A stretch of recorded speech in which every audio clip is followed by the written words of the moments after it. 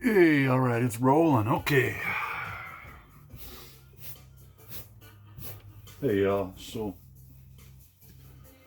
dipping into some yamas, we're gonna just start with the first one, Ahimsa. Uh, Ahimsa, non-violence, non-harming, and the overt, the obvious, the gross definition. You think, okay, well, don't do violence on somebody or something. Don't break anybody's nose. Don't say unkind things that would break hearts. And sure, Ahimsa, absolutely. Oh, that's Sam, by the way. Uh, but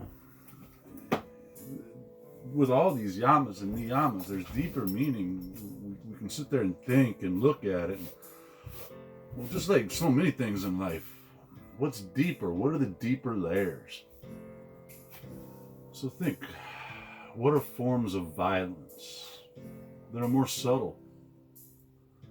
I was studying a book a number of months ago, and then I heard one of my teachers lecturing on it just this week, and it surprises me every time it comes to mind. But to worry about someone, well, you would think that comes from a place of caring, right?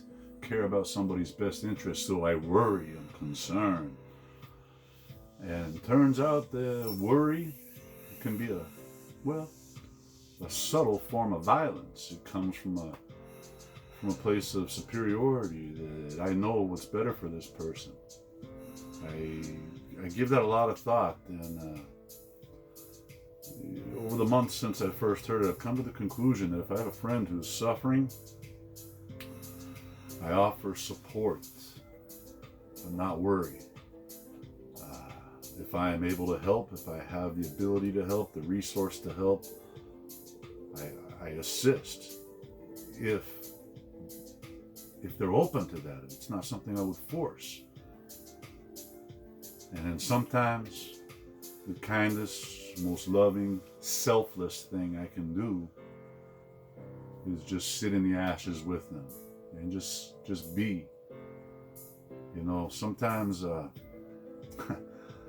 can do so much more by doing so much less. It's like spiritual life is full of paradox, and that's one of them that I've discovered. So hey, let's bring Ahimsa to an asana.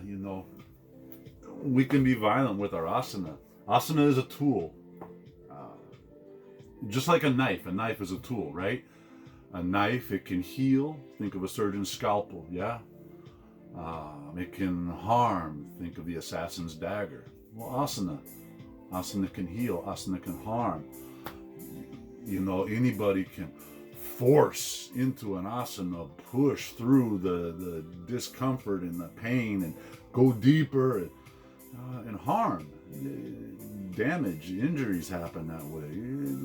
Little micro tears or no bueno. Asana can heal just by dialing into the sensation. Just go that spot somewhere between too much and not enough, that sweet sensation. So we're going to play with Hero Asana because it's juicy and it's sensual. There's so much sensation to it. So I'm going to just come up to my knees, kind of like a table. I'm going to bring my knees together, right? I got the tops of my feet against toenails, all 10 toenails against the mat. Trying to get some contact from toenails to kneecaps, all the flesh in the areas in between there. I'm just going to walk my hands back, all right? And you might get to a point where hands are at knees and butts sort of maybe just barely kissing the back of my ankles. And right there, might be feeling my knees and my ankles, and that might be enough. And the non-harming, the kind, the non-violent thing would be to just stay right here. But if it's not enough, if you're not getting any sensation, well, you bring your hands on back. Maybe the thighs, maybe that's good enough. Perhaps a block right below the butt bones, the sit bones. Just plant them on the block. Bring your shoulders up over your hips, and that might be groovy, good, and fine right there. looking for sensation. Some thighs, some knees, ankles, that sweet flesh on the front of the ankles, right there, bottom of shins, top of feet. You know, maybe that's not enough. Maybe that block doesn't need to be there, and you can just let greater trochanter, those bony knobs on the outside of the hips, maybe just let them slide on down inside your heels. Make a little contact there, and maybe the butt touches the floor. And see, now I'm starting to feel sensation. I feel thighs. I feel shin meat, perineal, flesh along the front of my ankles, tops of my feet. It's nice. I think I could go for a little more. This is sweet, but I think it's a little sweeter. So maybe it's appropriate for us to put our palms on the mat. Just being nice to ourselves with it here. And laying back into it a little bit, it's just going to turn up. And the sensation is rising up my thighs and just now starting to dip into some psoas. How about that? This is a great place to hang out. Roll, glide your shoulder blades into your back pockets, open your heart, look up, and just feel something, right? But you know, maybe we want to come down a little deeper. Forearms coming down. Now, you know, for me, this is that spot right between too much, not enough. It's right there. It's sweet. It's dynamic. It's simple. There's nothing crazy about it. I mean, I'm not standing up on one hand or anything, right? But it's nice. Now, a lot of sensation from toenails to that bony lump at the top of my shin. Tibial tuberosity, right? I feel all the flesh contacting the mat. I got a nice stroke right along from where my thighs meet my knees all the way up the tops of the thigh bones. There's some hip flexor happening. I'm just going to roll my shoulders back, lay my head back. Now, just being nice to myself. You know, this is an opportunity for unkindness. You know, why can't I go all the way to my back? Why can't I take my asana deeper? Why am I not more flexible? Or, this is pretty nice. This feels pretty good. Hey, Steve, you have some sweet flexibility. Good job, buddy. You know, it's all about how we look at it, where we go at it from. Let kindness and compassion be the code, right? You know, I could stay here longer, but these videos are suggested to be kind of short, so we're going to come up out of this here just one arm at a time, just coming up. I'm going to stop here for a second because it's nice. I just found something.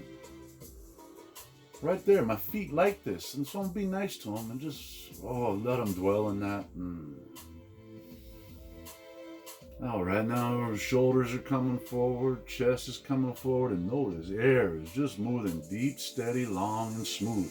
Breath is slender, baby. Just gonna kind of walk out of it. Hey, now we're kind of got some of the kidney area of the back. It feels nice, right? And just coming on up, little bit. Now, when I sit long in a deep stretch like that, I want to counter it. You know, in yin it's called a counter or a rebound. So I'm in a table here. I'm going to start with my left leg. I'm going to bring my right knee forward a little more. I'm going to straighten my left leg, toes down, push my heel back. Feel that stretch washing across my leg. That's chi. That's the intelligence of the body spreading, moving. I get awareness of it. How sweet. I'm just going to roll the top of my foot and then back one more time. Nice. You know, other one too, you know, we got to do both sides, keep it even. So I'm going to take my right leg back if I can find room in my camper here. Left knee forward a little and just push my right knee back. Oh, there's just something sweet about a rebound, boy. And just let it, let that wash of sensation move. Knees, ankles, little hip there. What the heck is that? I don't know, but it's nice. Just come on out of it. Yeah, so non-harming, non-violence. You know, it starts with us. How I'm going to treat others is going to, how I treat myself is going to reflect on how I treat others. If I'm not kind to myself, if I'm violent with myself, gosh, good chance I'm going to be unkind and violent with others. So, you know, I encourage my friends and my students and people in this practice to be kind with yourself in your asana. You know, don't worry about what it looks like on Instagram and, oh, I'm never going to make the cover of Yoga Journal. None of that shit matters. How does it feel? How is it feeding me? Is it healing me or harming me? You know, that's just my recommendation, my suggestion, and that's what I got to offer. Thanks for watching.